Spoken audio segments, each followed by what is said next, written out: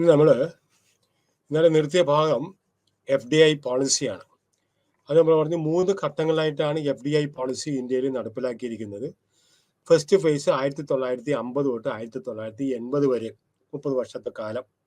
അതിനകത്ത് ആദ്യം നമ്മൾ പറഞ്ഞു India government was highly favourable towards FDI. Foreign direct investment ഇന്ത്യയിൽ വരുന്നതിന് വേണ്ടിയിട്ട് ഇന്ത്യ വളരെയധികമായിട്ട് താല്പര്യം പ്രകടിപ്പിച്ചിരുന്നു.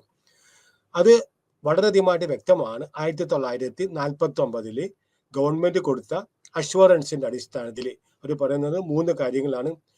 ഒരു ഡിസ്ക്രിമിനേഷനും പാടില്ല. ഇന്ത്യ അണ്ടർടേക്കിങ്സ് ഫോറിൻ അണ്ടർടേക്കിങ്സ് തമ്മിൽ ഒരു വ്യത്യാസവും പാടില്ല.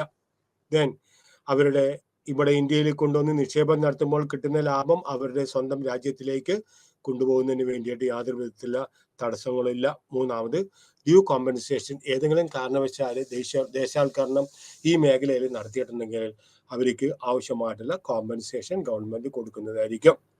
പിന്നെ രണ്ടാമത്തെ ഫേസ് എന്ന് പറഞ്ഞിട്ടുണ്ടെങ്കിൽ ഇവിടെ കുറച്ചും കൂടെ അവര് സ്ട്രിക്റ്റ് ആയിട്ട് വിദേശ FDIന് കുറച്ചും കൂടെ സ്ട്രിക്റ്റ് ആയിട്ട് അവര് നിയന്ത്രിക്കാനായിട്ട് അവർ തീരുമാനിക്കുന്നത്. അതിന്റെ ആദ്യ ഘട്ടമായിട്ട് നമ്മൾ ഇവിടെ ഇന്നലെ പറഞ്ഞെത്തിയത് 1969 ഗവൺമെന്റ് ഈ നിയമം അങ്ങോട്ട് സ്ക്രേപ്പ് ചെയ്യാൻ, അതായത് അബോളിഷ് ചെയ്യണേ. MRTP monopoly restrictive trade practices act അത് അവര് ഇത് ചെയ്യണതാണ്. പിന്നെ നമ്മൾ പറഞ്ഞു 1977 ഇവിടെ ഇന്ത്യയിൽ ആദ്യമായിട്ട് ഒരു കോൺഗ്രസ് ഇതര ഗവൺമെന്റ് അധികാരത്തിൽ വന്നു. മൊറാർജി ദേശായി ആയിരുന്നു അതിന്റെ ആദ്യത്തെ പ്രധാനമന്ത്രി. അന്ന് തൊട്ട് അവര് discouraged foreign collaboration by stating that inflow of technology would be allowed only in sophisticated and high priority areas. അപ്പോൾ ഫോറിൻ ടെക്നോളജിയും ഫോറിൻ ഡയറക്റ്റ് ഇൻവെസ്റ്റ്മെന്റും ഏറ്റവും അത്യാവശ്യമായിട്ടുള്ള സൊഫിസ്റ്റിക്കേറ്റ് ആയിട്ടുള്ള, അതായത് ഏതെങ്കിലും മേഖല ആവശ്യമായിട്ട് ഡെവലപ്പ് ചെയ്തിട്ടില്ല എങ്കിൽ ഇന്ത്യയുടെ സ്റ്റാൻഡേർഡ് അനുസരിച്ച് ആവശ്യമായിട്ട് പുരോഗമിച്ചിട്ടില്ല എങ്കിൽ ആ മേഖലയിൽ വേണമെങ്കിൽ FDI ആക്കാം. അപ്പൊ ഏതെങ്കിലും മേഖലയിൽ ഫോറിൻ ടെക്നോളജി ആവശ്യമില്ല എന്ന് കണ്ടിട്ടുണ്ടെങ്കിൽ renewal of foreign collaborations will not be actually renewed or it will be discouraged. മൂന്നാമത്തേതാണ് നമ്മളുടെ ഇൻഡസ്ട്രിയൽ പോളിസി റെസൊല്യൂഷൻ ഓഫ് 1991.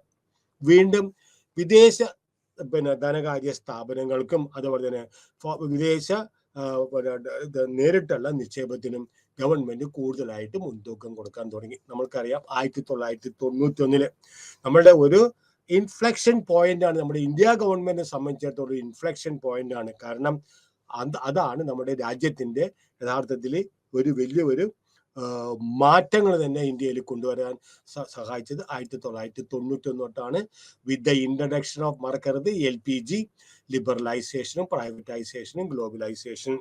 അപ്പോൾ 1991 നമ്മളുടെ തേർഡ് ഫേസിൽ നമ്മളുടെ ഗവൺമെന്റ് FDI FDI കൂടുതലായിട്ട് പ്രോത്സാഹിപ്പിക്കാൻ തുടങ്ങി.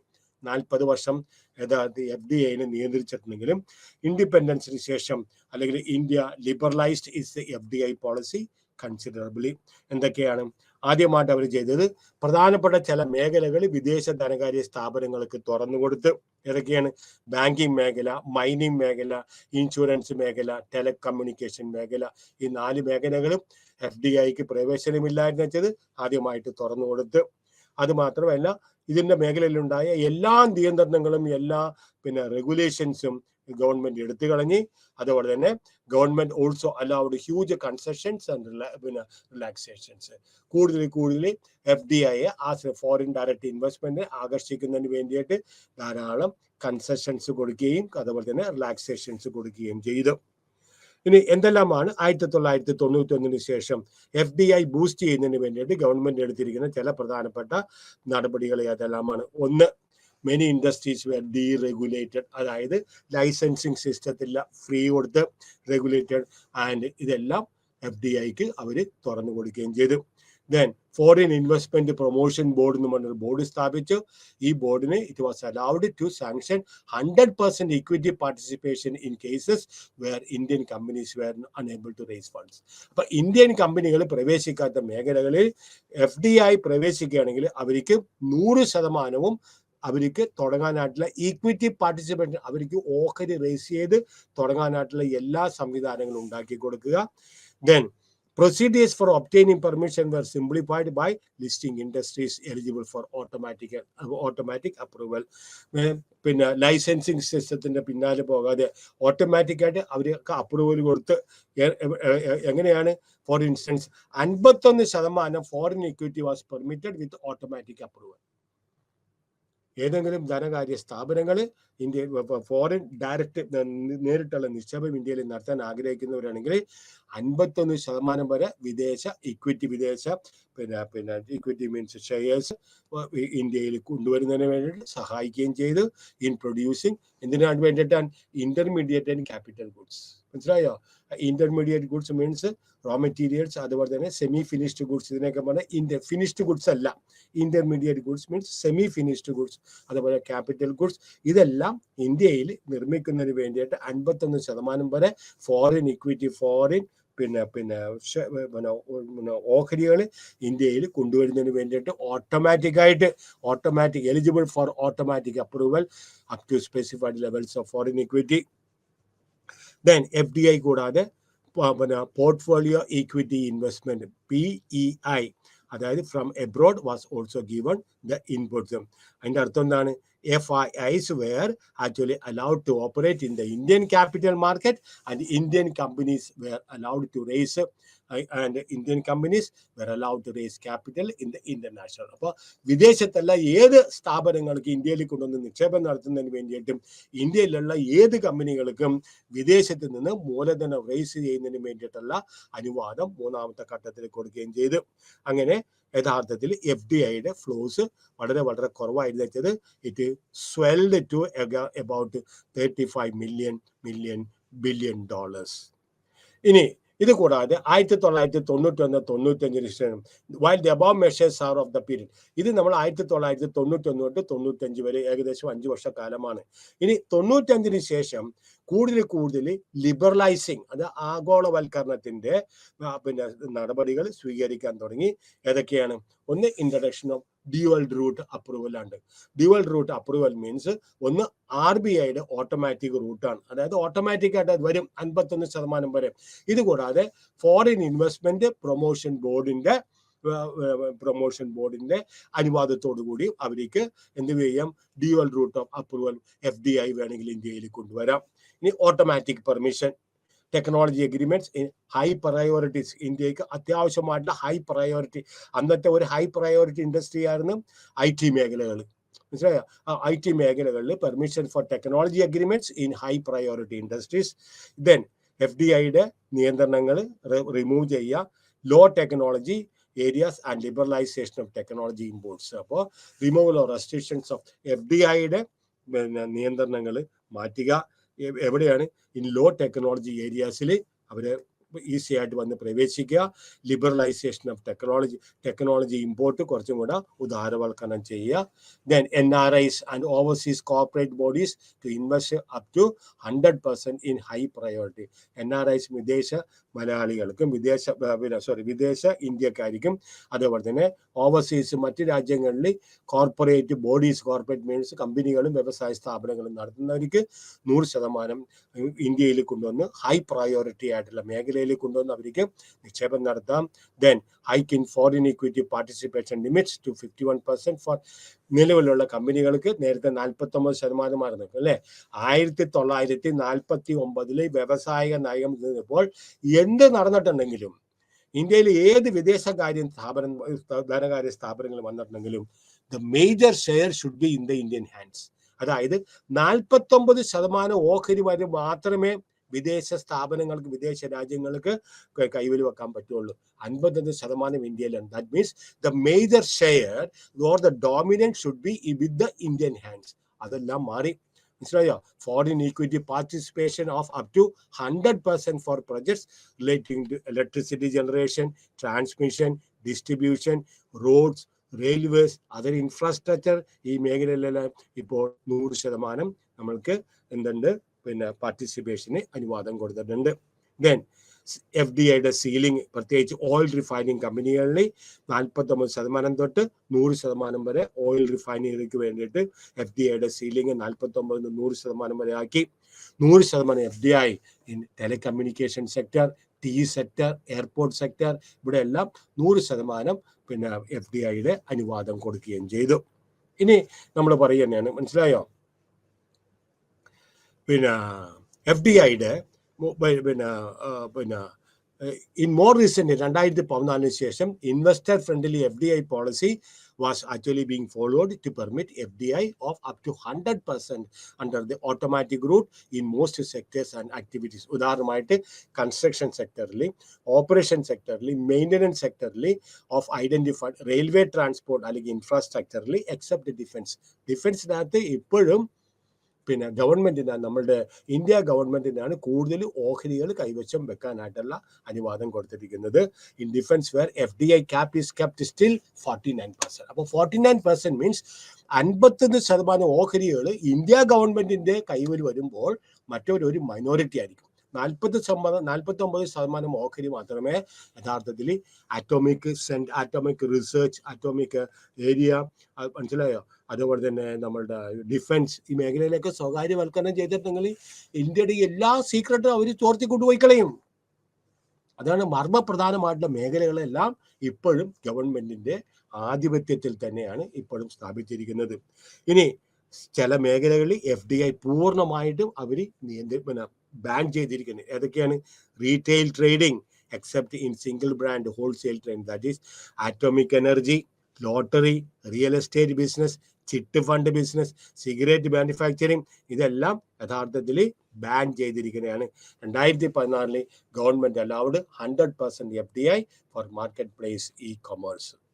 ഇനി ഇത് പറയുകയാണ്, the result of this FDI policy is that FDI as a percentage of gross domestic investment, GDI and gross domestic product വളരെ കൂടുതലായിട്ട് റാപ്പിഡായിട്ട് വളർന്നിട്ടുണ്ട്. പക്ഷേ ഇവിടെ പറഞ്ഞിരിക്കുന്നത് FDI ഫ്ലോസ് ഇത്രയും തന്നെ GDIയുടെ പങ്കും, അതായത് GDP ഗ്രോസ് ഡൊമസ്റ്റിക് പ്രൊഡക്റ്റിന്റെയും ഗ്രോസ് ഡൊമസ്റ്റിക് ഇൻവെസ്റ്റ്മെന്റിന്റെയും അതിന്റെ FDIയുടെ പങ്ക് ഗണ്യമായിട്ട് വളർച്ചയ്ക്ക് ഗണ്യമായിട്ട് സഹായിച്ചിട്ടുണ്ടെങ്കിലും ഇപ്പോഴും പറയാണ് FDI flows to India is low compared to the other countries of Asia.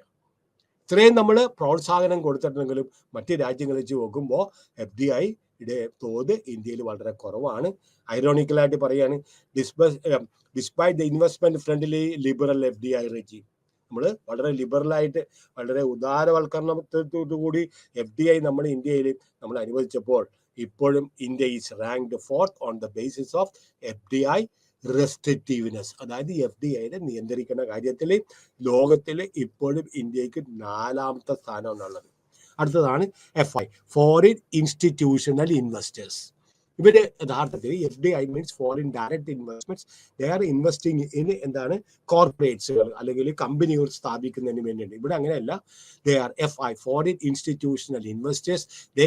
They come and invest in India by way of shares, buying and selling the shares of Indian companies and buying and selling and shares of the Indian companies which are operated in India. മനസ്സിലായോ? ഇവിടെ ഈ FIs 1992-93 യഥാർത്ഥത്തിൽ ഇന്ത്യയിൽ വന്നത് Narasimham committee report on financial system. ഇതിന്റെ അടിസ്ഥാനത്തിലാണ് ഈ FI policy ഇന്ത്യയിലേക്ക് ആദ്യമായിട്ട് വരുന്നത്.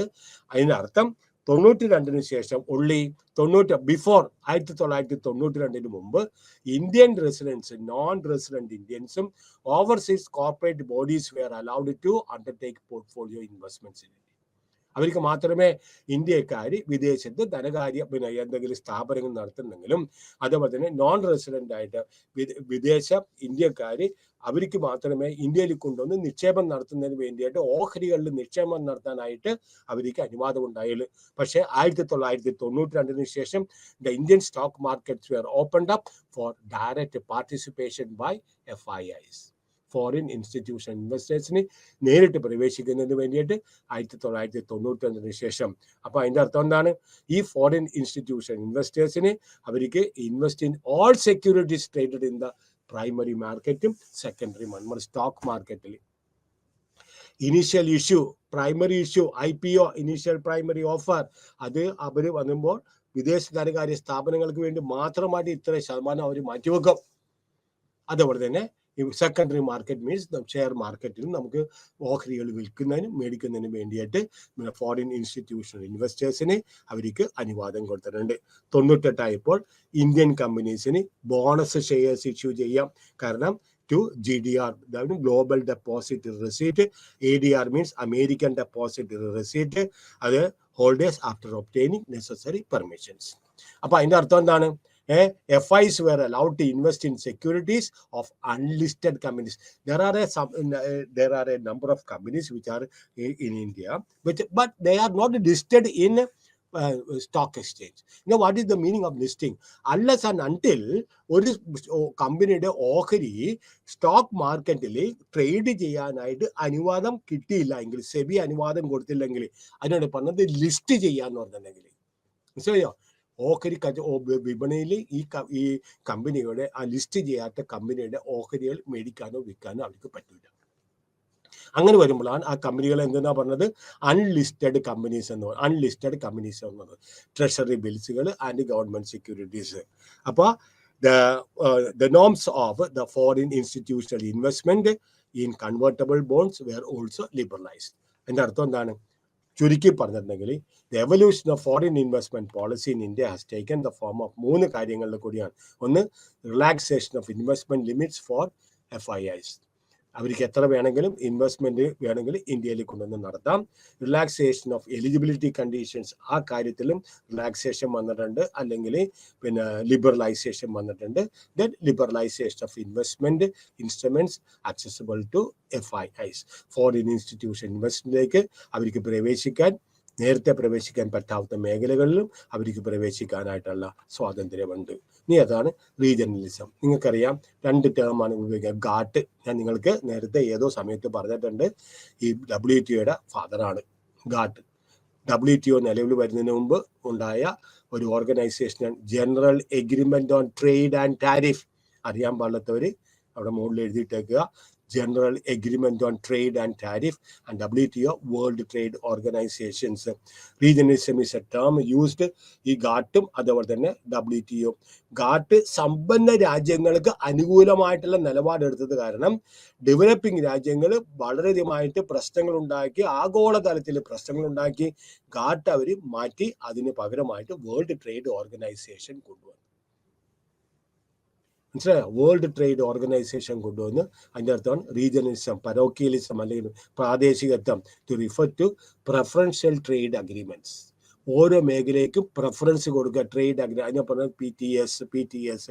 അപ്പോൾ ട്രേഡ് പോളിസി ടേംസ് ഡിസ്ക്രൈബ്സ് എന്താണ് റീജിയണലിസം എന്ന് പറയുന്നത്? As a process by which regional trading agreements serve as actions of governments to liberalize or private and facilitate trade on regional basis. അതായത് ചില രാജ്യങ്ങൾക്ക് ചില പ്രത്യേക കൺസെഷൻസ് കൊടുക്കുന്നതിന് എന്തിനു വേണ്ടിയിട്ടാണ്? To liberalize or private facilitate trade on a region. പ്രാദേശികത്വം കണക്കിലെടുത്തുകൊണ്ട്, മനസ്സിലായോ? അവരുടെ വരുമാനം, ദാരിദ്ര്യം, പട്ടിണി, അൺഎംപ്ലോയ്മെന്റ്, ഇങ്ങനത്തെ കാര്യങ്ങളൊക്കെ കണക്കിലെടുത്തുകൊണ്ട് ഇവിടെ PL 480 എന്ന് പറഞ്ഞതുണ്ട്.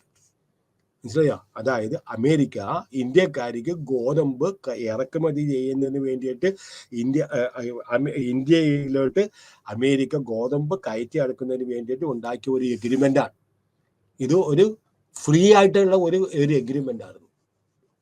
ഫുഡ് ദരിദ്രരായിട്ടുള്ള ഫ്രീ ആയിട്ടുള്ള എഗ്രിമെന്റ് ആണ്. പക്ഷെ അമേരിക്കയും വിയറ്റ്നാമും തമ്മിൽ യുദ്ധമുണ്ടായപ്പോൾ ഇന്ത്യക്കാര് വിയറ്റ്നാമിനെ സപ്പോർട്ട് ചെയ്ത് കാരണം ഈ PL 480 എന്ന് പറഞ്ഞ ആ പ്രസ്ഥാനം അവർ നിർത്തിക്കളഞ്ഞു. അപ്പൊ ഇത് അതുപോലത്തെ പ്രിഫറൻഷ്യൽ ട്രേഡ് എഗ്രിമെന്റ്സ് ഓരോ പ്രദേശമായിട്ട് ഉണ്ടാകും. RTS 4 പ്രധാനമായിട്ട് റീജിയണൽ ട്രേഡ് അഗ്രിമെന്റ്സ് 4 രൂപത്തിൽ കൂടിയാകാം. ഒന്ന് ഫ്രീ ട്രേഡ് ഏരിയാസ്, രണ്ടാമത് customs union, common market and economic zones. ഏതൊക്കെയാണ് നമുക്ക് ഒന്നിച്ച് കാണാം. Free trade areas means free trade areas agree to reduce or abolish trade restrictions between the member countries. ഈ free trade ഏരിയാസിൽ ഏതെല്ലാം രാജ്യങ്ങളുണ്ടോ ആ രാജ്യങ്ങൾ തമ്മിലുള്ള agree to reduce or abolish trade restrictions എന്തെങ്കിലും ഉണ്ടെങ്കിൽ ഈ മെമ്പർ രാജ്യങ്ങൾ തമ്മിൽ ഏതെങ്കിലും ട്രേഡ് റെസ്ട്രിക്ഷൻ ഉണ്ടെങ്കിൽ അത് അബോളിഷ് ചെയ്യുക അല്ലെങ്കിൽ കുറയ്ക്കുക. അതിന് പൂർണ്ണമായിട്ടും എടുത്തു കളയുക അല്ലെങ്കിൽ കുറയ്ക്കുക.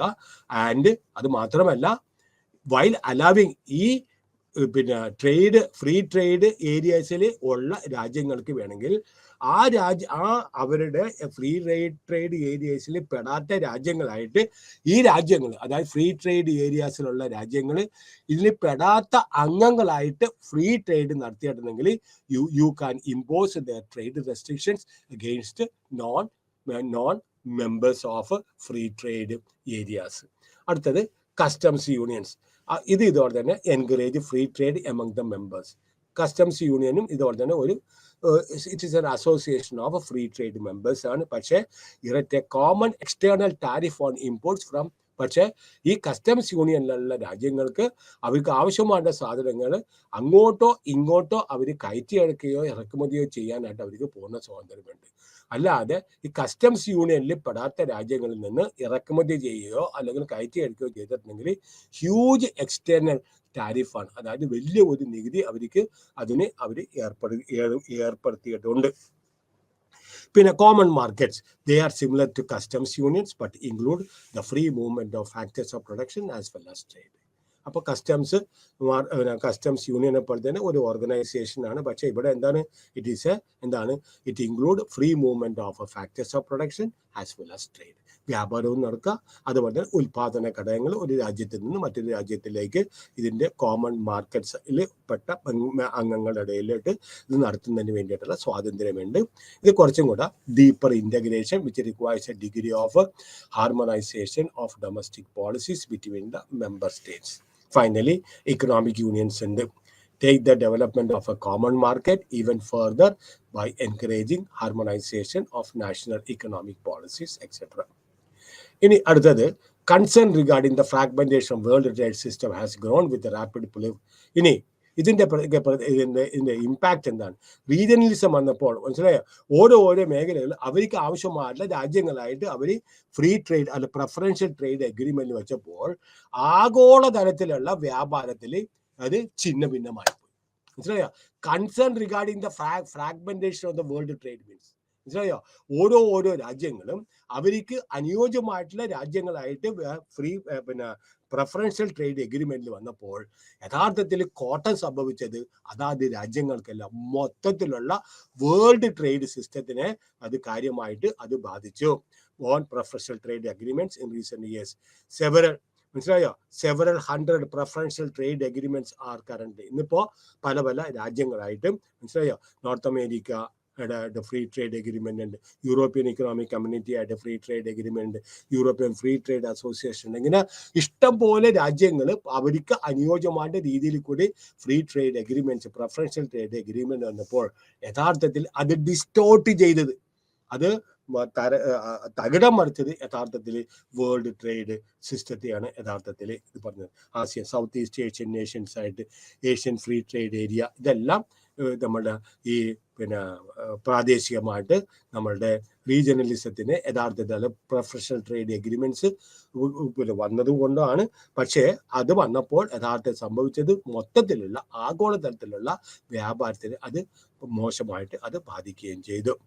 ഇനി in the past India adopted cautious approach in the regional trade അഗ്രിമെന്റ്സിന് ഉദാഹരണമായിട്ട് പറയാൻ പല മനസ്സിലായോ, it has taken a very cautious approach. ശ്രദ്ധിച്ചു വേണം ഇതുപോലത്തെ റീജിയണൽ ട്രേഡ് അഗ്രിമെന്റ്സോ അല്ലെങ്കിൽ പ്രിഫറൻഷ്യൽ ട്രേഡ് അഗ്രിമെന്റ്സോ ഇങ്ങനത്തെ കാര്യങ്ങളിൽ ഉൾപ്പെടുത്തുന്നതിന് വേണ്ടി giving the slow nature of multilateral negotiations. ഇതെല്ലാം നിങ്ങൾ വായിച്ചു നോക്കുക. കാര്യം എന്ന് വെച്ചിട്ടുണ്ടെങ്കിൽ ഇതെല്ലാം ഒരു വലിയ ഇത്രയല്ല നമ്മുടെ ബൈബിൾ പോലത്തെ ബുക്കാണ് ഓരോ കാര്യത്തിലും. ഇത് ഒറ്റ ദിവസം കൊണ്ട് ഇതാക്കിയല്ല, വളരെ ദിവസങ്ങളായിട്ട് എല്ലാ രാജ്യങ്ങളുടെയും വലിയ റെപ്രസെൻറ്റേറ്റീവ്സ് പ്രത്യേകിച്ച് ഹയർ അപ്സ് കൂടി രൂപീകരിച്ചിരിക്കുന്ന നിയമങ്ങളാണ് ഇതെല്ലാം നമുക്ക് ഓരോ ദിവസവും ഓരോ കാര്യം എടുത്ത് നമ്മൾ ഒരു ദിവസം പറഞ്ഞാൽ പോലും തീരുമില്ല. The agreement on South Asia free trade area, ഇതൊക്കെ ഇങ്ങനെ പറയാമെന്ന് മാത്രം അവർ ജസ്റ്റ് മെൻഷൻ ചെയ്തിട്ടുള്ളൂ. മനസ്സിലായോ? അടുത്തത് ബൈലാറ്ററലിസം. എന്താണ് bilateral means? Bilateral means between two countries. Trade agreements on trade between two countries to extend specific privileges not extra, മറ്റ് രാജ്യങ്ങൾക്ക് ഇല്ലാത്ത ആനുകൂല്യങ്ങൾ ഇരു രാജ്യങ്ങൾ തമ്മിൽ കൈമാറുന്നതിനെ പറഞ്ഞത് ബൈലാറ്ററലിസം. അതുപോലെ തന്നെ മൾട്ടിലാറ്ററൽ സിസ്റ്റം ആണെങ്കിലോ multilateral system trade agreements are agreements for deepening global trade and development. That means അത് രണ്ട് രാജ്യങ്ങളായിരിക്കില്ല, വിവിധ രാജ്യങ്ങൾ തമ്മിലുള്ള ട്രേഡ് എഗ്രിമെന്റ്സിനെ നമ്മൾ പറഞ്ഞത് മൾട്ടിലാറ്ററലിസം അല്ലെങ്കിൽ മൾട്ടിലാറ്ററൽ ട്രേഡ് എഗ്രിമെന്റ്സ്. നേരെ മറിച്ച് ബൈലാറ്ററലിസം they are trade agreements, they two-way agreements on trade between two countries. Bilateral means between trade agreements on trade agreements between two countries to extend specific privilege, not മറ്റ് രാജ്യങ്ങൾക്ക് ഇല്ലാത്ത privilege ഈ രണ്ട് രാജ്യങ്ങൾക്കും കിട്ടുക. അതുപോലെ മൾട്ടിലാറ്ററൽ അതിൻ്റെ ജസ്റ്റ് ഓപ്പോസിറ്റ് ആണ്. It is actually having trade agreements with several countries and thereby deepening global trade and development.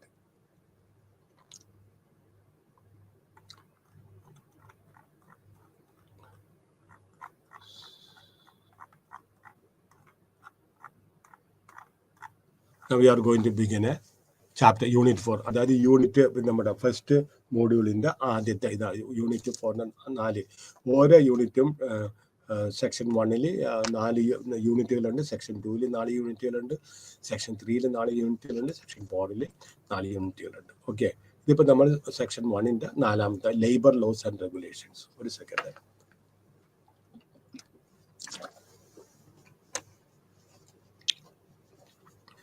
Yes, എന്താണ് ഇത്? ഇതുപോലെ തന്നെ മനസ്സിലായ അവർ വെറുതെ ഇങ്ങനെ ഒഴുക്കനായിട്ട് പറഞ്ഞു പോയിട്ടുള്ളത്.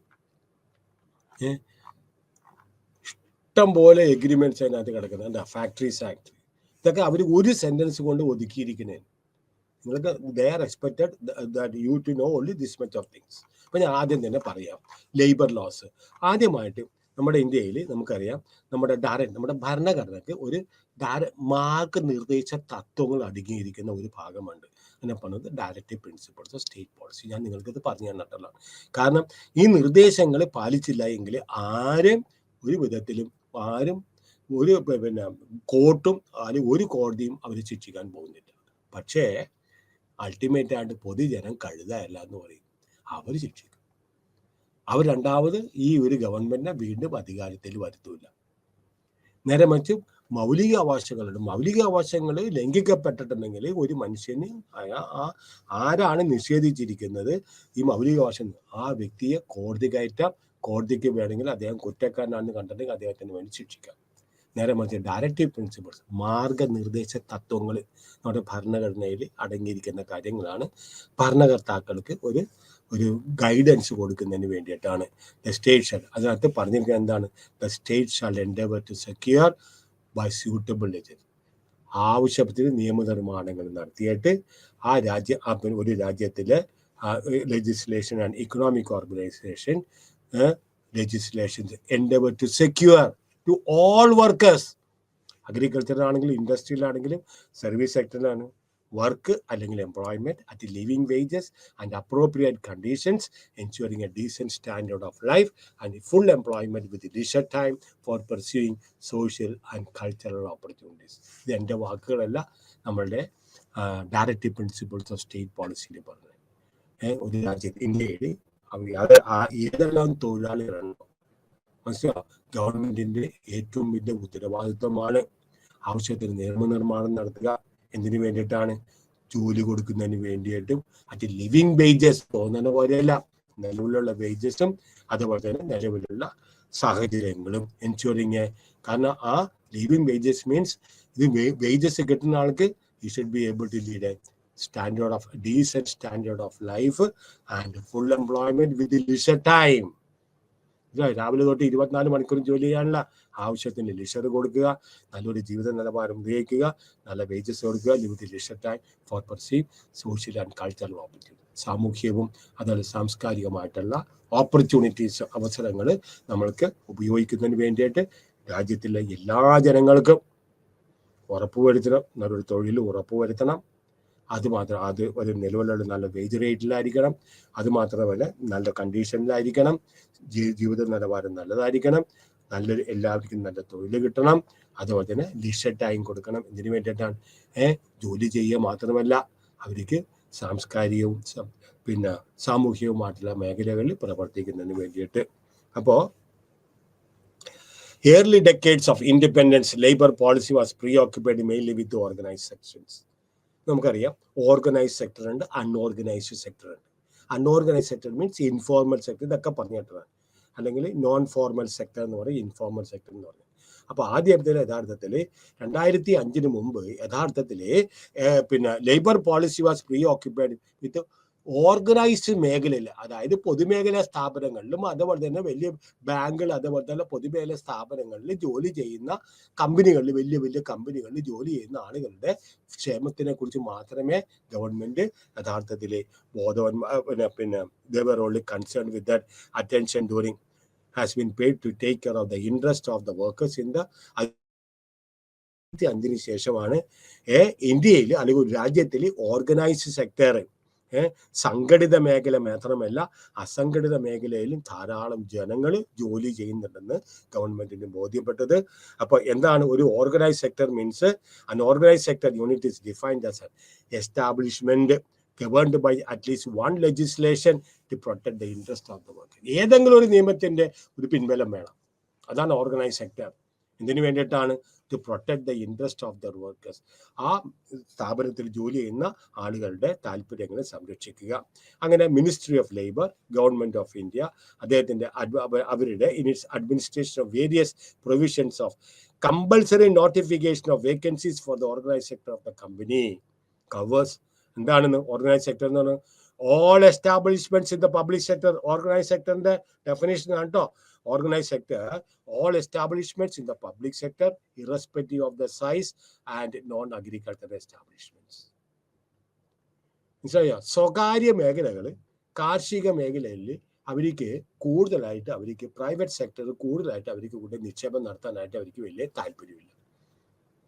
ഒന്നെന്ന് പറഞ്ഞിട്ടുണ്ടെങ്കിൽ വൊളാറ്റിലിറ്റി ഉണ്ടാവും. ഇന്റർനാഷണൽ പ്രൈസിൽ ഉണ്ടാകുന്ന ഇന്റർനാഷണൽ ആയിട്ടുള്ള വ്യത്യാസം. രണ്ടാമത് കാലാവസ്ഥയിൽ ഉണ്ടാകുന്ന ചാഞ്ചാട്ടം. അപ്പൊ അഗ്രികൾച്ചറിൽ നിന്ന് കിട്ടുന്ന പ്രതിഫലം എന്ന് പറഞ്ഞാൽ അൺസർട്ടൺ ആണ്. So no private giants are interested in investing in the agricultural sector. ഞാൻ പിന്നീട് പറഞ്ഞുതരാം. ഓക്കെ, അപ്പൊ എന്താണത്? All establishment the public sector respect your size and non agriculture establish in the private sector employing more than 25 workers of on A compulsory. സ്ഥിരമായിട്ട് 25 ആളുകൾ ഉണ്ടായിരിക്കണം minimum. അതുപോലെ തന്നെ contract labours on A voluntary basis 10 തൊട്ട് 24 വരെ എങ്കിലും യഥാർത്ഥത്തിൽ തൊഴിലാളികൾ കോൺട്രാക്ട് ബേസിൽ ജോലി ചെയ്യുന്ന ആളുണ്ടായിരിക്കണം. ഇതാണ് ഒരു ഡെഫിനിഷൻ. രണ്ടാമത്തേത് the annual survey of industries. അവർ ഇൻഡസ്ട്രിയൽ സ്റ്റാറ്റിസ്റ്റിക്സ് ഓഫ് ഇന്ത്യ അവർ കളക്ട് ചെയ്തിട്ട് അവർ പറയുകയാണ് എന്താണ് factories registered under factories act 1948. അവർ പറയുന്നത് annual survey of industries it includes all factories employing at least 10 or more workers if using power and 20 workers or more workers if not using power. അങ്ങനെയാണെങ്കിൽ അവരെ സംഘടിത മേഖലയിൽ ജോലി ചെയ്യുന്ന ആളിനായിട്ട് കണക്കാക്കുക. അപ്പൊ 2 ഡെഫിനിഷൻ പറഞ്ഞിട്ടുണ്ട്. ഒന്ന് ചുരുങ്ങിയത് 25 ആളുകൾ സ്ഥിരമായിട്ട് ജോലി ചെയ്യണം. 10 തൊട്ട് 24 പേര് ആഡ് ഹോക്ക് ബേസിസിൽ താൽക്കാലികമായിട്ട് ജോലി ചെയ്യുന്ന സ്ഥാപനമാണെങ്കിൽ അതിനെ നമുക്ക് ഓർഗനൈസ് സെക്ടർ എന്ന് പറയാം. അല്ലെങ്കിൽ 1948 ഫാക്ടറീസ് ആക്ട് വെച്ച് വേറൊരു ഡെഫിനിഷൻ പറഞ്ഞിട്ടുണ്ട്. എല്ലാ കമ്പനികളും 10 10 കൂടുതലോ പവർ ഉപയോഗിക്കുകയും 10 10 കൂടുതലോ തൊഴിലാളികളെ വെച്ച് ജോലി ചെയ്യുകയും, അല്ലെങ്കിൽ 20 അതിൽ കൂടുതലോ പവർ ഇല്ലാതെ 20 അതിൽ കൂടുതലോ ആളുകളെ വെച്ച് ജോലി ചെയ്യുന്ന ജോലിക്കാരെ എല്ലാവരും സംഘടിത മേഖലയിലെ ജോലിക്കാരാണെന്ന് നമ്മൾ അതിന് നിർവചനം നമ്മൾ കൊടുക്കുന്നു. ദെൻ ലേബർ പോളിസിയെ സംബന്ധിച്ചിടത്തോളം നമ്മൾ പല it has been evolving over time in response to specific needs of the situation and planned economic development. ഈ ലേബർ പോളിസി ഒറ്റ ദിവസം കൊണ്ട് രൂപീകരിച്ചിരിക്കുന്നതല്ല. It has been evolved over time response. ഓരോ സമയത്തിന്റെയും ആവശ്യകത അനുസരിച്ച് ലേബർ പോളിസിയിൽ വ്യത്യാസം വന്നിട്ടുണ്ട്. പക്ഷെ അൾട്ടിമേറ്റ് എയിം എന്താണ്? For the requirements of planned economic development and social justice.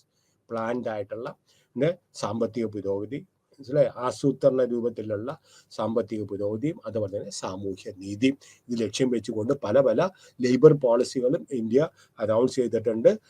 Over time the legislative measures are diversification. നമുക്കറിയാം എന്താണ് ലേബർ മാനേജ്മെന്റ് ഒബ്ജക്റ്റീവ് എന്താണ്, ലേബർ പോളിസിയുടെ പ്രധാനപ്പെട്ട ഒബ്ജക്റ്റീവ് എന്താണ്? That is to ensure a conducive environment of labour management corporation. മുൻകാലങ്ങളിൽ labour policy വരുന്നതിന് മുമ്പ് മനസ്സിലായ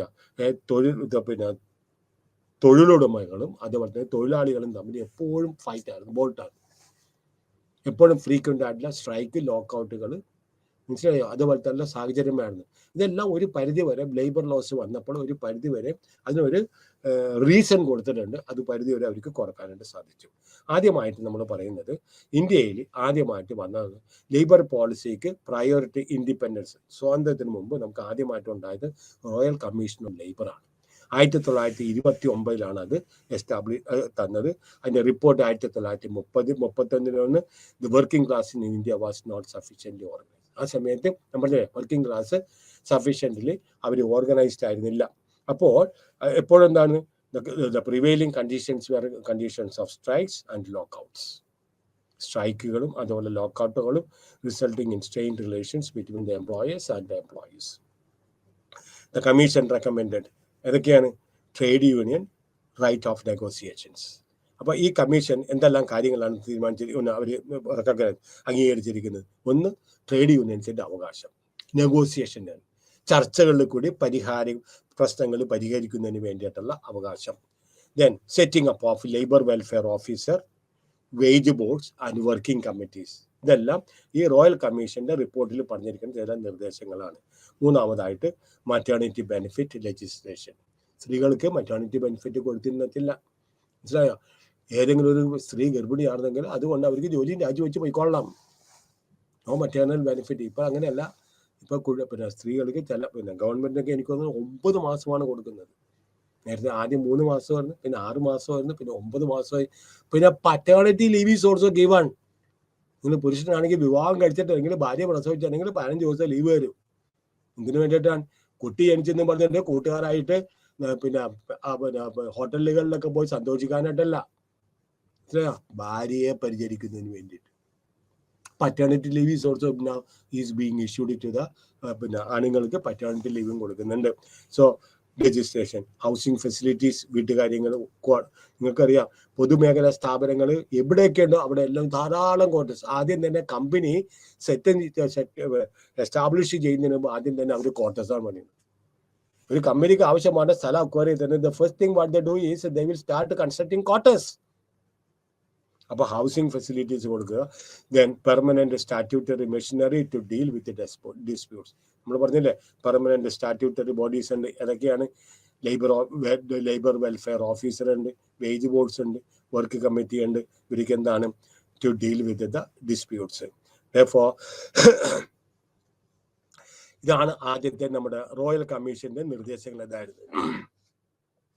അതിനുശേഷം യുദ്ധത്തിന് ശേഷം, രണ്ടാം ലോകമഹായുദ്ധത്തിന് ശേഷം a need was felt to meet the war needs by improving the labor conditions to live. അപ്പോൾ രണ്ടാം ലോക മഹായുദ്ധത്തിന് ശേഷം ഉൽപാദനക്ഷമത വർദ്ധിപ്പിക്കുന്നതിന് വേണ്ടിയിട്ട് to meet the war needs by improving the labour condition, തൊഴിലാളികളുടെ തൊഴിൽ ചെയ്യുന്ന വ്യവസ്ഥകൾ പിന്നെ ഇംപ്രൂവ് ചെയ്യുന്നതിന് വേണ്ടിയിട്ട് അവർ എന്തിനു വേണ്ടിയിട്ടാണ്? അവരോടുള്ള സ്നേഹം കൊണ്ടൊന്നല്ല, അത് പ്രൊഡക്ഷൻ വർദ്ധിപ്പിക്കുക, ടു അച്ചീവ് ഹയർ പ്രൊഡക്ഷൻ വർദ്ധിപ്പിക്കുന്നതിന് വേണ്ടിയിട്ട് രണ്ടാം ലോക മഹായുദ്ധത്തിന് ശേഷം പിന്നെ with the end of war the priority was shifted to securing higher standards of living for workers. മനസ്സിലായോ? യുദ്ധത്തിന് ശേഷം the end of the war the priority of the labour policy was given for എന്താണ്? To securing higher standard of living for the workers. ഇനിയാണ് മനസ്സിലായോ? തൊഴിലാളികളെ സംരക്ഷിക്കുക, തൊഴിലാളികളുടെ ക്ഷേമം വർദ്ധിപ്പിക്കുക, ഇങ്ങനെയുള്ള കാര്യങ്ങളൊക്കെ രണ്ടാം ലോക മഹായുദ്ധത്തിന് ശേഷമാണ് യഥാർത്ഥത്തിൽ മുന്നോട്ട് വന്നിരിക്കുന്നത്. Workers to ensure continuous supply of skilled hands and to meet the needs of the growing Indian industries. അങ്ങനെ a landmark in the field of labour policy was the appointment of labour investigation committee 1944 കൊണ്ടുവന്ന്. എന്തിനു വേണ്ടിയിട്ടാണ്? പല പല കാര്യങ്ങളെ കുറിച്ച് പഠനം നടത്തുന്നതിനുണ്ട്. വേജിൻ്റെ കാര്യത്തിൽ, എംപ്ലോയ്മെൻറ്റിൻ്റെ കാര്യത്തിൽ, ഹൗസിങ്ങിൻ്റെ കാര്യത്തിൽ, conditions of work in factories, ഇതിൻ്റെ എല്ലാം കാര്യത്തിൽ. അങ്ങനെ 1946 ഇത് കമ്മീഷൻ 44 അപ്പോയിന്റ് ചെയ്ത കമ്മീഷൻ 1946 അവരെ റെക്കമെൻഡേഷനായിട്ട് കൊന്നു. അതിനുശേഷം അവരെന്തെല്ലാമാണ് പ്രധാനമായിട്ട് 5 പ്രധാനപ്പെട്ട റെക്കമെൻഡേഷൻസ് ആണ് കൊടുത്തത്. ഒന്ന്, a code of safety to reduce accidents. തൊഴിലാളികൾ പ്രത്യേകിച്ച് ഇവിടെ പറയുന്നുണ്ട്, അടുത്ത പാരഗ്രാഫിൽ പറയുന്നുണ്ട്, നമ്മുടെ ഈ മധ്യപ്രദേശ് യൂണിയൻ കാർബൈഡിൽ പിന്നെ ഈ ആക്സിഡന്റ് ഉണ്ടായപ്പോൾ more than 800 പീപ്പിളാണ് അവരുടെ ജീവൻ നഷ്ടപ്പെട്ടത്. ഇപ്പോഴും അവർ കോമ്പൻസേഷന് വേണ്ടിയിട്ട് ധാരാളം ആളുകൾ became disabled. Union carbide company, it was A foreign company. മനസ്സിലായോ? എന്തോ അമോണിയ ഗ്യാസ് ആയിട്ട് ലീക്ക് ചെയ്ത്, രാത്രിക്ക് ലീക്ക് ചെയ്ത് 800-ൽ പല ആളുകൾ മരിച്ചു. കുറേ ആളുകൾക്ക് പിന്നെ അംഗവൈകല്യങ്ങളുണ്ടായി. അവരിപ്പോഴും കോമ്പൻസേഷന് ഇഷ്ടംപോലെ ആളുകൾക്ക് അംഗവൈകല്യം ഉണ്ടായിട്ടുണ്ട്. അപ്പോൾ എന്താണ് അതെല്ലാം മനസ്സിലാക്കിയിട്ട് എന്താണ് code of safety to reduce accidents. Then state funded insurance against employment injury. അഥവാ ഏതെങ്കിലും എംപ്ലോയ്മെന്റ് ജോലി സമയത്ത് എന്തെങ്കിലും ആക്സിഡന്റോ ഓക്യുപ്പേഷണൽ ഡിസീസോ മറ്റേണിറ്റി ബെനിഫിറ്റ്സോ ഇങ്ങനത്തെ കാര്യങ്ങൾക്ക് സ്റ്റേറ്റ് ഫണ്ടഡ് ഇൻഷുറൻസ് സ്ഥാപിക്കാം. നമുക്കറിയാലോ എന്താണ് ഓക്യുപ്പേഷണൽ ഡിസീസ് ഉണ്ട്. ചിലവരൊക്കെ ഈ വിദേശത്ത് റിഗിലൊക്കെ ജോലി ചെയ്യുന്ന ആളുകളുണ്ട്. അതായത് ഡേഞ്ചറസ് ആയിട്ടുള്ള മേഖലകളിലാണ്, അതുപോലെ കൽക്കരി ഖനികളിലൊക്കെ അവർക്കൊന്നും ഫ്രഷ് എയർ കിട്ടിയെന്ന് കാര്യം. ഡീപ്പായിട്ട് കൽക്കരി ഖനികളിലൊക്കെ അയനോട് ഖനികളിലൊക്കെ പോകും. ഇഷ്ടംപോലെ മണ്ണിടിച്ചിട്ട് ആക്സിഡൻ്റ് ഒക്കെ ഉണ്ടാകുന്നുണ്ട്, ഇഞ്ചറി ഉണ്ടാകുന്നുണ്ട്. ഓക്യുപ്പേഷൻ ഡിസീസ് ഇവർക്കെല്ലാം 2 മാസത്തിനുള്ളിൽ 15 ദിവസം 45 ദിവസം അവർ ജോലിക്കും, 15 ദിവസം കമ്പൽസറി ആയിട്ട് വീട്ടിൽ പോയിക്കൊള്ളണം. അങ്ങോട്ടും ഇങ്ങോട്ടും യാത്ര കാശ് കൊടുക്കും. കാരണം അത്ര ഹസാർഡസ് ആയിട്ടുള്ള വർക്കാണ്.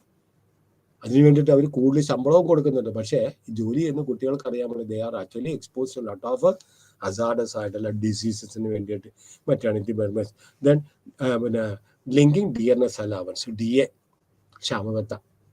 മനസ്സിലായോ? ക്ഷാമബത്ത ഇപ്പോൾ കൊടുക്കുന്നത് DNS allowance with cost of living. ഇപ്പോൾ അതാണ് മനസ്സിലായോ. അന്ന് 46-ൽ റെക്കമെൻഡ് ചെയ്തൊരു കാര്യമാണ്. ക്ഷാമബത്ത കൊടുക്കുമ്പോൾ 3%, 2%, 1%, ദാറ്റ് ഡിപ്പെൻഡ്സ് അപ്പോൺ എന്താണ് the cost of living index, inflation അന്നത്തെ. ഇപ്പോൾ കഴിഞ്ഞ പ്രാവശ്യം ജാനുവരിയിൽ അവർ കൊടുത്തത് എത്രയാണ്? 4%. കേന്ദ്ര ഗവൺമെൻറ് കൊടുത്തത് 4% ആണ്. സംസ്ഥാന ഗവൺമെൻറ് ഇന്നല്ലെങ്കിൽ നാളെയോ കൊടുക്കണം. ഇനി അടുത്ത ജൂലൈയിൽ അവർ വരും. അഗെയിൻ ഇപ്പോഴത്തെ കോസ്റ്റ് ഓഫ് ലിവിങ് വെച്ച് നോക്കുമ്പോൾ ദേ ആർ എക്സ്പെക്ടിങ് അഗെയിൻ 4%. അപ്പോൾ ആ കോസ്റ്റ് ഓഫ് ലിവിങ്ങായിട്ട് ബന്ധപ്പെടുത്തിക്കൊണ്ട് ക്ഷാമബത്ത കൊടുക്കുക, റെക്കഗ്നിഷന് ട്രേഡ് യൂണിയന് അംഗീകാരം ചെയ്യുക.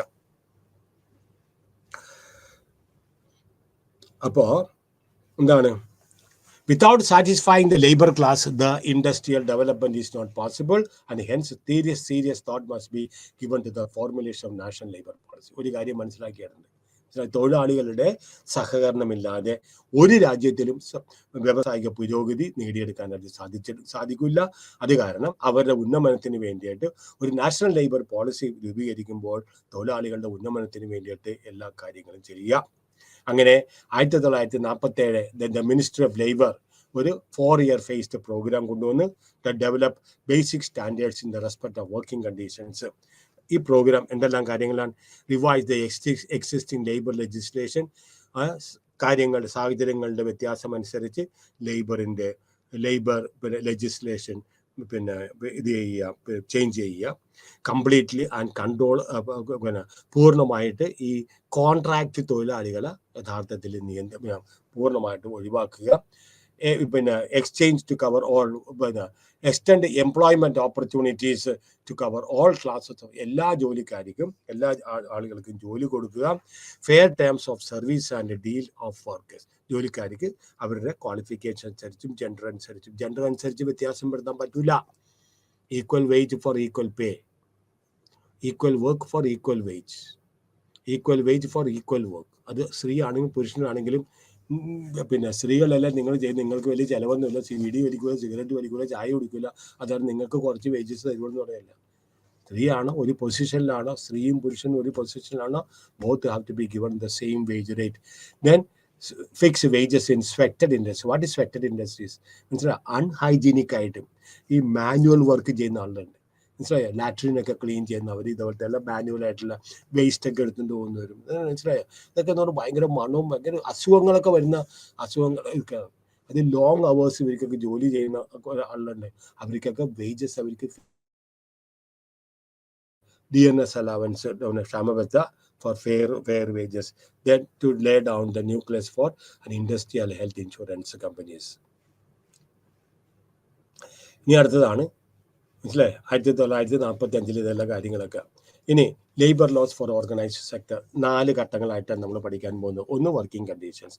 വർക്കിംഗ് കണ്ടീഷൻ്റെ അടിസ്ഥാനത്തിൽ നമ്മൾ 4 എണ്ണമാണ് വരുന്നത്. ഒന്ന് ഫാക്ടറീസ് ആക്ട്, 1, 2, 3, 6 എണ്ണം അല്ലേ. ഫാക്ടറീസ് ആയിട്ട് 48 എന്താണ് അത് പറയുന്നത്?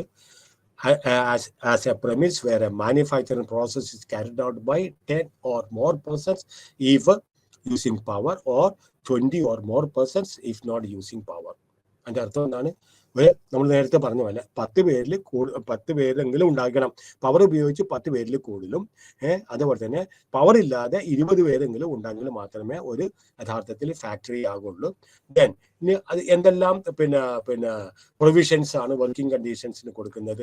ഹെൽത്ത് പ്രിക്കോഷൻ ഓഫ് വർക്കേഴ്സ്, അതുപോലെ തന്നെ welfare and safety of workers, conditions under which women work, working hours for adults and children, maximum hours 48 മണിക്കൂറായിരിക്കണം, ഡെയിലി അവേഴ്സ് നോട്ട് 9 മണിക്കൂറിൽ കൂടുതൽ ജോലി ചെയ്യിപ്പിക്കരുത്, കുട്ടികൾ 14 വയസ്സിന് താഴെയുള്ള കുട്ടികളെ കൊണ്ട് ജോലി ചെയ്യിപ്പിക്കരുത്, അതുപോലെ തന്നെ workers should be given protection ഉണ്ടായിരിക്കണം, ഹസാർഡസ് ആയിട്ടുള്ള operation, payment of overtime, inspection of working conditions in factory by inspectors, ഇതെല്ലാം യഥാർത്ഥത്തിൽ ആ ഫാക്ടറിയിൽ ഉൾപ്പെടുത്തിയിട്ടുണ്ട്. എന്തുകൊണ്ടാണ് ഇങ്ങനത്തെ ഞാൻ പറഞ്ഞത്? ഞാൻ പറഞ്ഞില്ലേ, ദ അമെൻമെന്റ് was consequent on the Bhopal gas tragedy disaster. 8,000 ആളുകളാണ് മരിച്ചത്, ആയിരക്കണക്കിന് ആളുകൾക്ക് അതുകൊണ്ട് അംഗവൈകല്യങ്ങൾ വന്ന്. അതുകൊണ്ടാണ് പുതിയ സേഫ്റ്റി പ്രൊവിഷൻസ് യഥാർത്ഥത്തിൽ കൊണ്ടുവന്നിരിക്കുന്നത്. ഇനി രണ്ടാമത്തത് പ്ലാന്റേഷൻ ലേബർ ആക്ട്. ഇത് പ്ലാന്റേഷൻ വർക്ക് മേഖലയിൽ ജോലി ചെയ്യുന്ന ആളുകൾക്ക് വേണ്ടിയിട്ട് ആക്കിയിരിക്കുന്ന ഒരു ആക്ടാണ്. The act applies to plantation of coffee workers, rubber workers and cinchona അല്ലെങ്കിൽ tea workers. Then all plantations are required to be, ആദ്യം തന്നെ പ്ലാന്റേഷൻസ് എല്ലാം രജിസ്റ്റർ ചെയ്യണം with a registration officer appointed under the act. പിന്നെ എന്തെല്ലാം ആയിരിക്കണം ഇവർക്ക് കൊടുക്കേണ്ട? വിത്ത് ഹെൽത്ത് ആൻഡ് വെൽഫെയർ മെഷേഴ്സ്. ഏതൊക്കെയായിരിക്കണം അവർക്ക് കൊടുക്കുന്നത്? ഡ്രിങ്കിങ് വാട്ടർ കൊടുക്കണം, മെഡിക്കൽ ഫെസിലിറ്റീസ് കൊടുക്കണം, ക്രഷ് കുട്ടികളുണ്ടെങ്കിൽ കുട്ടികളെ ഇതുമായിട്ട് നഴ്സറി ഇങ്ങനത്തെ സ്ഥാപനങ്ങൾ കൊടുക്കണം, റിക്രിയേഷൻ ഫെസിലിറ്റീസ് കൊടുക്കണം, എഡ്യൂക്കേഷൻ ഫെസിലിറ്റീസ് കൊടുക്കണം, ഹൗസിംഗ് കൊടുക്കണം four workers and their families. ഈ കോർപ്പറേറ്റ് സോഷ്യൽ റെസ്പോൺസിബിലിറ്റി എന്ന് പറഞ്ഞൊരു സാധനമുണ്ട്. കമ്പനികളിൽ ലാഭം ഉണ്ടാക്കിയിട്ടുണ്ടെങ്കിൽ ലാഭത്തിൻ്റെ ഇത്ര വിഹിതം ആ വ്യവസായ സ്ഥാപനത്തിൻ്റെ ചുറ്റിനുമുള്ള ആളുകൾക്ക് യഥാർത്ഥത്തിൽ അവർക്കത് അവരുടെ ക്ഷേമം വർദ്ധിപ്പിക്കുന്നതിന് വേണ്ടിയിട്ട് ചെലവാക്കണം. ഇപ്പോൾ ഷിപ്പ്യാർഡൊക്കെ ചില മേഖലകളിലൊക്കെ കുറേ കാര്യങ്ങളൊക്കെ അവർ സ്പോൺസർ ചെയ്തിട്ടുണ്ട്. അവർ വിദ്യാഭ്യാസ സ്ഥാപനങ്ങളുണ്ട്, പല കമ്പനികൾക്ക് അവരുടെ വിദ്യാഭ്യാസ സ്ഥാപനങ്ങളുണ്ട്. അതുപോലെ ഹൗസിംഗ് ഫോർ വർക്കേഴ്സ് ക്വാർട്ടേഴ്സ് ഉണ്ട് അല്ലേ, റിക്രിയേഷൻ ഫെസിലിറ്റീസ് ഉണ്ട്, പാർക്ക്, പബ്ലിക് പാർക്ക്, ഇതെല്ലാം കമ്പനി ലാഭമുണ്ടെങ്കിൽ ഇതെല്ലാം കമ്പനി ചെയ്തിരിക്കണം. ഇനി മൈൻസ് ആക്ട്, ഇത് നമുക്കറിയാമല്ലോ, മൈനുകളിൽ ജോലി ചെയ്യുന്ന ആളുകൾക്ക് വേണ്ടിയിട്ട് സേഫ്റ്റിക്ക് വേണ്ടിയിട്ട് ചെയ്തിരിക്കുന്ന കാര്യങ്ങളാണ്. എന്താണ്? The act provides for various health and welfare provisions for those working in the mines. ഏതൊക്കെയാണ്? Supply of drinking water, medical appliances. A person who has not attain the age of 18 years മൈനിൽ ജോലി ചെയ്യാൻ പാടില്ല. പിന്നെ contract labours regulation abolition act, to regulate employment conditions. ഇതിൻ്റെ കരാർ അടിസ്ഥാനത്തിൽ ജോലി ചെയ്യുന്ന ആളുകളുടെ തൊഴിൽ കണ്ടീഷൻസ് എല്ലാം നിയന്ത്രിക്കുന്നതിന് വേണ്ടിയിട്ട് all employees employing contract labour are required to register themselves. പാരലമാണ് ഈ കരാർ അടിസ്ഥാനത്തിൽ ജോലിക്ക് ആളെടുക്കുന്നത്. ആ കരാർ അടിസ്ഥാനത്തിൽ ജോലിക്ക് എടുക്കുന്ന ആള് യഥാർത്ഥത്തിൽ രജിസ്റ്റർ ചെയ്തിരിക്കണം. The contractor working for the principal employers required to obtain a license from the authorities. അവർക്ക് ലൈസൻസ് വേണം. ലൈസൻസ് ഉണ്ടെങ്കിൽ മാത്രമേ അവർക്ക് കോൺട്രാക്ട് ലേബറേഴ്സിന് അവർക്ക് ജോലിക്ക് എടുക്കാനായിട്ട് പാടുള്ളൂ. ത്രൂ ഔട്ട് ഇന്നിപ്പോൾ നമുക്കറിയാം കോൺട്രാക്ട് വർക്കേഴ്സ് ആദ്യം തന്നെ ഗവൺമെൻറ് പറയും എങ്ങനെ ഇന്ന് ഏറ്റവും കൂടുതൽ കരാർ അടിസ്ഥാനത്തിൽ തൊഴിൽ ചെയ്യുന്നത് ഗവൺമെൻറ്റിൻ്റെ കീഴിലാണ്. ഒരു സ്ഥലത്ത് ഇപ്പം പുതിയ വേക്കൻസി ഒന്നും ക്രിയേറ്റ് ചെയ്യുന്നില്ല, വളരെ സൗകര്യമാണ് അവർക്ക്. കാരണം എന്താണ്? കരാറ് കൊടുക്കുക. ഏതെങ്കിലും ഒരു കോൺട്രാക്ടറിനെ വിളിച്ച് കരാർ കൊടുക്കുക. കരാർ സ്ഥാനത്ത് അവർക്ക് കാര്യങ്ങളൊക്കെ ചെയ്തു തീർക്കും. ജോലി ചെയ്യുന്നവർക്ക് രാവിലെ തൊട്ട് 8 മണിക്കൂറോ 9 മണിക്കൂറോ ഒരു ജോലി ചെയ്യും. പക്ഷെ അവർക്ക് അന്നത്തെ വേജസ് മാത്രമേ കൊടുക്കാൻ പറ്റൂ. PF കൊടുക്കണ്ട, പ്രൊവിഡന്റ് ഫണ്ട് കൊടുക്കണ്ട, ഗ്രാറ്റുവിറ്റി കൊടുക്കണ്ട, പെൻഷൻ കൊടുക്കണ്ട, മറ്റ് റിക്രിയേഷൻ ഫെസിലിറ്റീസ്, ഇങ്ങനത്തെ ഒരു കാര്യം അവർക്കില്ല.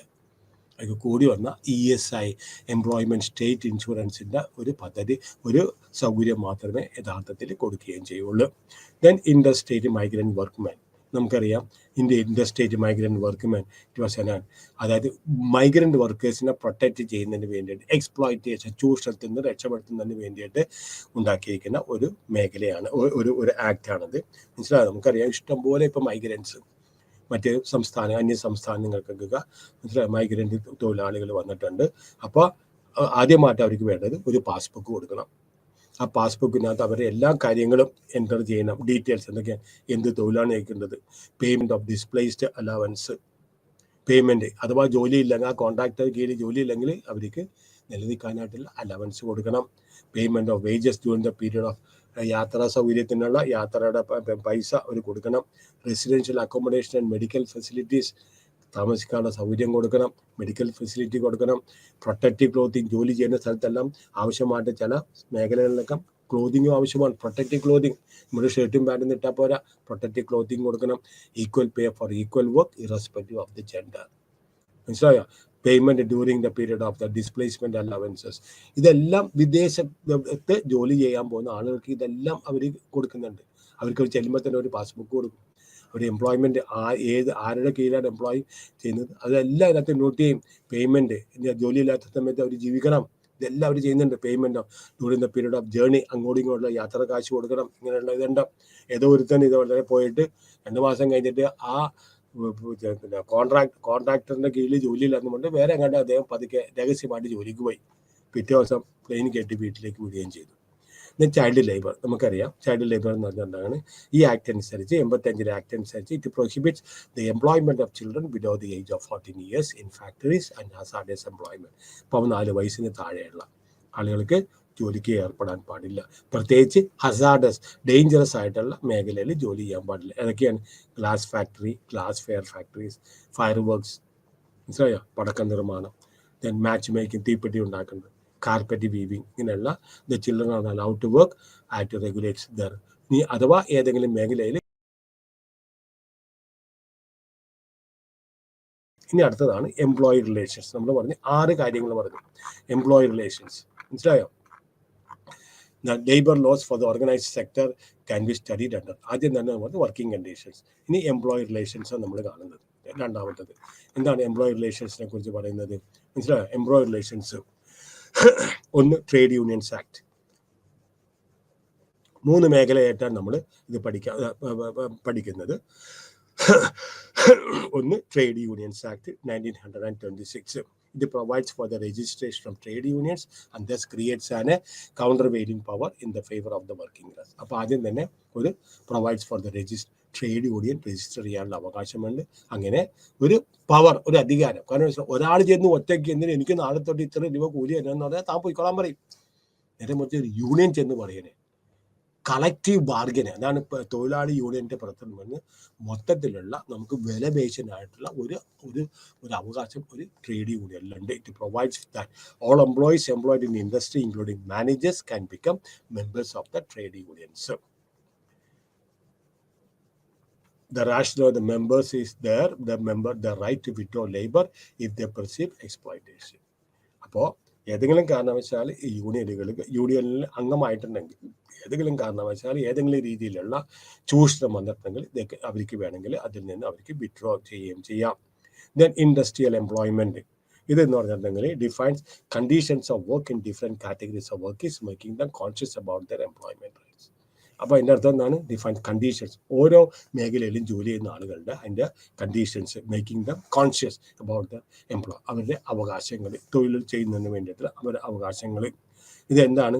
100 കൂടുതൽ ആളുകൾ ജോലി ചെയ്യുന്ന കമ്പനികളിലാണ് ഈ ഇൻഡസ്ട്രിയൽ എംപ്ലോയ്മെന്റ് ആക്ട് 46 ബാധകമാകുന്നത്. ഇനി ഇൻഡസ്ട്രിയൽ ഡിസ്പ്യൂട്ട് ആക്ട് എന്ന് പറഞ്ഞാൽ 3 സംവിധാനങ്ങൾ ഏർപ്പെടുത്തിയിരിക്കണം. ഒന്ന് കൺസിലിയേഷൻ, എന്തെങ്കിലും ഡിസ്പ്യൂട്ട് ഉണ്ടെങ്കിൽ, എന്തെങ്കിലും മാനേജ്മെന്റ് തൊഴിലാളിയും തമ്മിൽ എന്തെങ്കിലും ഒരു പ്രശ്നമുണ്ടെങ്കിൽ 3 രീതിയിൽ കൂടിയാണ്. ഒന്ന് കൺസിലിയേഷൻ, ആദ്യം തന്നെ ചർച്ചയ്ക്ക് വിളിക്കും, ചർച്ച അടിച്ചിട്ട് പോയിട്ടുണ്ടെങ്കിൽ അവർ കോടതിയിലേക്ക് വിടും, കോടതിയിൽ ഇത് ചെയ്തിട്ടുണ്ടെങ്കിൽ അവർ പറയും, പിന്നെ അവർ ആർബിട്രേഷൻ വിടും. എല്ലാവരും കൂടി ഒരു ചുറ്റിൻ്റെ ഒരു വട്ടമേശയുടെ ചുറ്റിൻ്റെ അടുത്ത് അവർ യഥാർത്ഥത്തിൽ തീരുമാനിക്കാൻ. 3 രീതിയിൽ കൂടിയാണ് ഈ ഇൻഡസ്ട്രിയൽ ഡിസ്പ്യൂട്ട്സ് എന്തെങ്കിലും ഉണ്ടെങ്കിൽ. ഒന്ന് കൺസിലിയേഷൻ മീൻസ് കൺസിലിയേറ്ററി ടോക്ക് എന്ന് പറയും. എല്ലാവരും കൂടി ആദ്യം തന്നെ മാനേജ്മെന്റ് വിളിച്ച് സംസാരിക്കും. ആദ്യം തന്നെ തൊഴിലാളി യൂണിയനുകൾ സമരത്തിന് ഇത് കൊടുക്കും, നോട്ടീസ് കൊടുക്കും. ഇന്ന ദിവസത്തിനുള്ളിൽ ഞങ്ങൾക്ക് റിപ്ലൈ ചെയ്യുന്നില്ലെങ്കിൽ ഞങ്ങളത് സമരത്തിന് പോവും, ദീർഘകാല സമരത്തിന് പോവും. അപ്പോൾ അതിനു മുമ്പ് മാനേജ്മെന്റ് വിളിക്കും, ചർച്ച നടത്തും. മാനേജ്മെന്റിന്റെ ചർച്ച അവർക്ക് സ്വീകാര്യമല്ലെങ്കിൽ അവർ സമരത്തിന് പോവും. സമരത്തിന് പോയി കിടന്നെങ്കിൽ പിന്നെ അടുത്തതാണ് അഡ്ജുഡിക്കേഷൻ മീൻസ് നമ്മൾ കോടതിയിൽ പോവുക. അതിനുശേഷം പിന്നെ arbitration.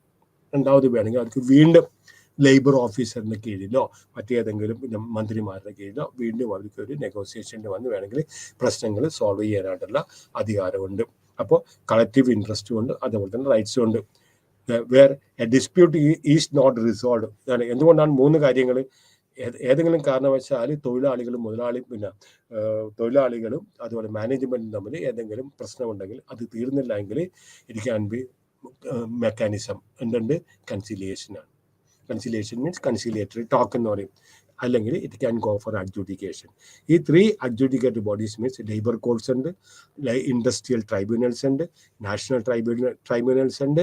The arbitration of industrial disputes is provisioned by a mutual agreed arbitrator. എല്ലാവർക്കും സ്വീകാര്യമായിട്ട് ഒരു വ്യക്തിയുടെ മുമ്പിൽ അവർ ചെന്ന് ഡിസ്കസ് ചെയ്യുകയും അതുപോലെ തന്നെ അതിൻ്റെ പരിഹാരങ്ങൾ അവർ കണ്ടെത്തുകയും ചെയ്യും. Then wages and monetary benefits. Wages and monetary benefits എന്ന് പറഞ്ഞിട്ടുണ്ടെങ്കിൽ 1, 2, അർത്ഥത്തിൽ 3 മേഖലകളായിട്ടാണ്. Payment of wages act. അതിൻ്റെ അർത്ഥം എന്താണ്? ഒന്ന്, payment of wages on time, എല്ലാവർക്കും വേജസ് കൊടുക്കുക സമയത്ത്. മനസ്സിലായോ? ചില മേഖലയിലൊക്കെ ഇതൊരു മാസങ്ങളോളം ഒരാൾ 2-3 പേരെ കണ്ടപ്പോൾ പാലക്കാട് കണ്ടും ഗവൺമെന്റിന്റെ എന്തോ ഒരു വർക്കാണ് നടക്കുന്നത്. മനസ്സിലായി? 6 മാസം 8 മാസമായിട്ടും ഈ മൈഗ്രന്റ് തൊഴിലാളികൾക്ക് പോലും അവർക്ക് തൊഴിൽ കൊടുത്തിട്ടില്ല, അവർക്ക് പൈസ കൊടുത്തിട്ടില്ല. അപ്പോൾ പണി നിർത്തി വെച്ചിരിക്കുകയാണ്. അപ്പോൾ പേയ്മെന്റ് ഓൺ ടൈം അത് ഒന്ന്. Payment is made in current coin, അതായത് ഇപ്പോഴത്തെ 2000 നോട്ട് കൊണ്ട് കൊടുത്താൽ ചിലപ്പോൾ അവർ മേടിക്കൂല. That no impermissible deductions are made. അനാവശ്യമായിട്ടുള്ള ഡിഡക്ഷൻസ് ഉണ്ടാകുന്നത് ഇത് ഞങ്ങളുടെ കമ്മീഷനാണ്, മറ്റാണ് കമ്മീഷൻ വരുന്നത്. This applies to factories, railways and other establishments. രണ്ടാമത് മിനിമം വേജ്. ഇതെന്താണ് ഈ ആക്ട് പറയുന്നത്? For fixation, review and revision and enforcement of minimum wages in respect of scheduled. ഓരോ ജോലിക്കും അതിൻ്റെതായിട്ടുള്ള ഒരു മിനിമം വേജസ് പറയുന്നുണ്ട്. It also aims at preventing workers from being exploit ചെയ്യാൻ ദ ആക്ട് ഡസ് നോട്ട്. ഇനി മെയിലും ഫീമെയിലും തമ്മിൽ ഡിസ്ക്രിമിനേഷൻ ഇല്ല. Then minimum wages can be fixed in the form of time rate, piece rate with a guaranteed time rate and an overtime. അപ്പോൾ ഒന്നില്ലെങ്കിൽ piece rate ആകാം, daily wages ആകാം, അല്ലെങ്കിൽ weekly wages ആകാം, അല്ലെങ്കിൽ മന്ത്ലി വേജസ് ആകാം. ഇത്ര മണിക്കൂർ ജോലി ചെയ്യുക, അതിനെക്കാട്ടും കൂടുതൽ ജോലി ചെയ്തിട്ടുണ്ടെങ്കിൽ എന്ത് കൊടുക്കുക? ഓവർ ടൈം റേറ്റ് കൊടുക്കുക. ഇങ്ങനെയുള്ള കാര്യങ്ങളൊക്കെ ഇതിനകത്ത് ഉൾപ്പെടുത്തിയിട്ടുണ്ട്. ഇനി the payment of bonus act. Bonus എന്ന് പറഞ്ഞിട്ടുണ്ടെങ്കിൽ the envisages A scheme of sharing the gains of industry between the employer and the employees. ഏതെങ്കിലും സ്ഥാപനത്തിൽ ലാഭമുണ്ടെങ്കിൽ ലാഭത്തിന്റെ വിഹിതം തൊഴിലാളികളും മുതലാളികളും വീതിച്ചെടുക്കുന്നതിന് വേണ്ടിയിട്ടാണ് the payment of bonus act 1965 ഉള്ളത്. ഫാക്ടറീസ് ആക്ട് അനുസരിച്ച് all established wherein 20 or more persons are employed on any day during the accounting year. Then equal remuneration. ഞാൻ പറഞ്ഞില്ലേ, nobody can be discriminated on the basis of gender. It applies to all established whether belonging to the public or private sector. Public sector ആണെങ്കിലും private sector ആണെങ്കിലും it envisages a duty on the part of all employees to pay equal remuneration to men and സ്ത്രീ ആണെങ്കിലും പുരുഷനാണെങ്കിലും ഒരേ ജോലിയിലാണ് ഏർപ്പെടുകയാണെങ്കിൽ അവർക്ക് അതിനുള്ള എന്ത് കൊടുക്കണം? അവർക്ക് പിന്നെ വേതനം, ഈക്വലായിട്ടുള്ള വേതനം കൊടുക്കുകയും വേണം. ഇനി ഓർഗനൈസ്ഡ് സെക്ടറിൽ ഇൻ ഇന്ത്യ മനസ്സിലായ സോഷ്യൽ സെക്യൂരിറ്റി ലോസ്. സാമൂഹിക സുരക്ഷിത നിയമങ്ങൾ ഇത് നമുക്കറിയാം. Social security protection which society provides to its members against economic and social. സാമ്പത്തികവും സാമൂഹികവുമായിട്ടുള്ള ഡിസ്ട്രസ്, ബുദ്ധിമുട്ടുകൾ ഉണ്ടാകുമ്പോൾ പിന്നെ ഗവൺമെൻറ് ജനങ്ങൾക്ക് കൊടുക്കേണ്ടതായിട്ടുള്ള ഇതാണ് നമ്മുടെ സാമൂഹിക സുരക്ഷിത. അപ്പോൾ സ്റ്റേറ്റിനാണ് അതിൻ്റെ പ്രൈമറി ആയിട്ടുള്ള responsibility for developing appropriate system for the protection, providing protection assistance to its workforce and their families. അപ്പോൾ ആ സ്റ്റേറ്റാണ് ഇതിന് മുൻകൈ എടുക്കേണ്ടത്. വർക്ക് ഫോഴ്സിനും അവരുടെ ഫാമിലിക്കും ആവശ്യമായിട്ടുള്ള സാമൂഹിക സുരക്ഷിത ഏൽപ്പിക്കേണ്ടത് അവരുടെ പ്രധാനമായിട്ടുള്ള കടമയാണ്. ഏതാണ് നല്ലത്? ഇനി ഓർഗനൈസ് സെക്ടർ നമുക്ക് നാളെ എടുക്കാം. ഇതും കൂടെ കഴിഞ്ഞിട്ടെങ്കിൽ പിന്നെ വളരെ സിമ്പിളാണ്. അഗ്രികൾച്ചറൽ സെക്ടറിലോട്ട് നമ്മൾ കയറുകയാണ്. അത് പലരും നമ്മൾ നേരത്തെ കണ്ടിട്ടുള്ളതാണ്. അപ്പോൾ അത് കാരണം അത്ര വലിയ ഇത്രയും സമയം എടുക്കുന്നില്ല. ഇതെല്ലാം ഞാൻ പറഞ്ഞില്ലേ, ഓരോ ആക്റ്റുകൾ വളരെയധികമായിട്ട് ബുദ്ധിമുട്ടാണ്. വർക്ക്മെൻ കോമ്പൻസേഷൻ ആക്ട് ഇതൊക്കെ നമ്മൾ കംപ്ലീറ്റ് വരുത്തിട്ടുണ്ടെങ്കിൽ നമുക്ക് it will take a lot of time. Thank you very much.